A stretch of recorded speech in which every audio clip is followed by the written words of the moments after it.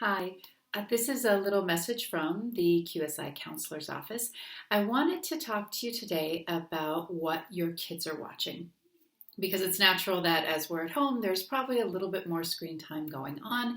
And while you're trying to take care of your own duties professionally, personally, they might be left unattended a little bit more.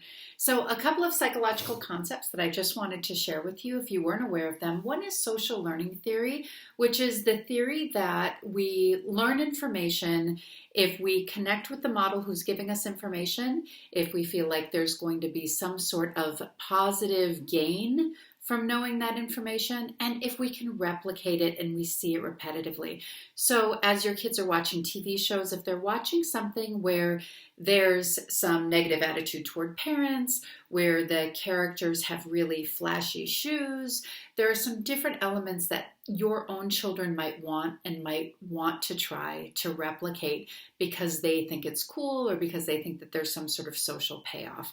So one of the important things to do is make sure that you know what your kids are watching, and it's not realistic that we watch every episode of every show. It is realistic that we put parental controls on television stations, that we don't let kids on YouTube without some sort of parental lock on there, so that you can always sort of track what they're watching.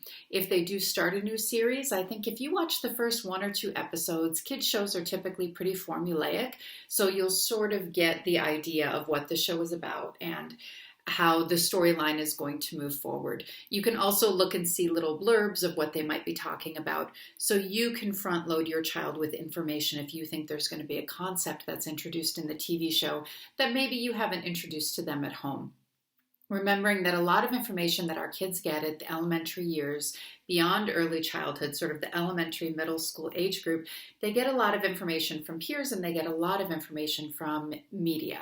We call all of those systems gatekeepers in psychology, meaning they are filtering information and they are giving your child information that you might not have a sense of. And you might have had this happen when your child uses a word that you would never use in front of them, and maybe they don't know what it means.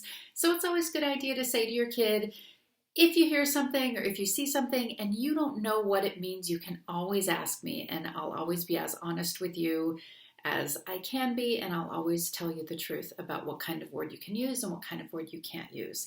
This is also a great opportunity to bring your child in and reinforce your identity as a family. Saying if they start to have a real attitude with you as a parent and you recognize that they're getting it from somewhere else, you say, okay, that might be okay in this TV show, but that's not how we behave. That's not how we treat each other. That's not how we interact. And you reinforce this is what we expect. Or even if there are concepts on television series that you don't agree with, you can say, that's going on there, but we don't believe this is true. We don't believe in that. That's not for us. So I think that's very reasonable to do because you're not going to be able to control everything they watch, but you are going to be able to filter the messages to some degree with them. One of the ways that you can take control of that as a parent without having to constantly be looking over their shoulder as they're watching the screen is you can give each of your kids a memory stick. And what you can do with this is make sure that you have got a number of movies and TV shows and things that you and your spouse approve of and you're okay with them watching, and then they can take their memory stick and load up those shows and then just watch anything that's on here, and you know that it's okay with you and it's okay with your spouse and they're not going to see anything really surprising. Which leads me to my second point, which is what we call flashbulb memory.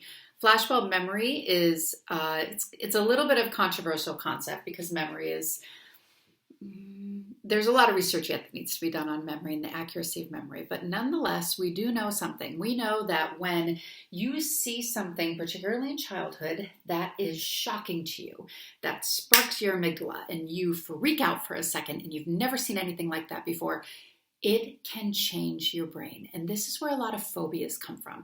If you talk with people about phobias, they probably have had some kind of incident that they remember a moment in time and it has changed them. I think the best example of any sort of traumatic memory incident where there wasn't actually an event, but something visual that was on the screen is, if those of you are around my age, you might remember the movie Jaws coming out. It was remarkable in the field of psychology because suddenly people who lived in landlocked areas were showing up with all of these phobias about sharks, and they'd never even been in the ocean. But nonetheless, this movie had taken them by such surprise that it changed them and it gave them this phobia, sometimes for life. So when you think about what sorts of programming your children are watching, for many of you who might have an 18-year-old in the house and an 8-year-old in the house, making sure that they're not watching the same programs all the time because they may not be right for both sets of children. So just thinking about that, because one of the things we don't want, as our kids are already in this situation where they're not quite sure what's happening with COVID-19, they're already feeling a little bit nervous, and then you give them unfiltered television and screen time, and it can really spark some pretty dramatic feelings in them that might come out in ways like nightmares, being afraid to sleep alone, all these other kinds of things that then make being at home even more challenging. So just keeping an eye on screen time and making sure that everything they're watching are things that you are comfortable with yourself. And if they're not, that you can get ahead of it and explain it and put it in context so everyone feels safe. I wish you all the best. Have a great holiday weekend, and please contact me if you need anything. Thank you.